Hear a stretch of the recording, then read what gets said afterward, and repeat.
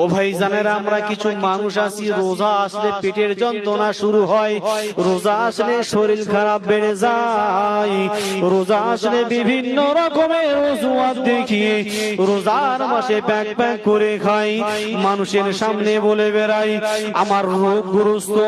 আমি রোগে আক্রান্ত, আমি রোগে পড়ে যাব, রোজা রাখতে পারবো না। ও ভাই জানেরা, আমি আপনাদেরকে বলে যাব, বড় বড় বৈজ্ঞানিক যারা আছে, বড় বড় সায়েন্টিস্ট যারা আছে, এই রোজাকে নিয়ে তারা বিজ্ঞানী করেছে, এই রোজাকে নিয়ে তারা রিসার্চ করেছে। ও ভাই জানেরা, রিসার্চ করার পরে দেখেন মানুষের ভিতরে ছোট্ট একটি গোস্ত আছে, ওই মানুষের এই ছোট্ট গোস্তটা যখন বেশি বেশি করে বেড়ে যাবে, মানুষ তত রোগে আক্রান্ত পড়ে যাবে। ও ভাই জানেরা, কিতাবের মধ্যে পাওয়া যায় মানুষ যখন খাওয়া দাওয়া বন্ধ করে, বৈজ্ঞানিকরা রিসার্চ করে বলেছেন একটা মানুষ সকাল থেকে নিয়ে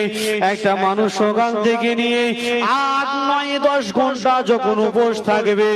মানুষ যখন না খেয়ে থাকবে, ওই গোস্ত আস্তে আস্তে শুকিয়ে আসার কারণে আমার আল্লাহ পাক আল্লাহ তাআলা তার যাবতীয় রোগকে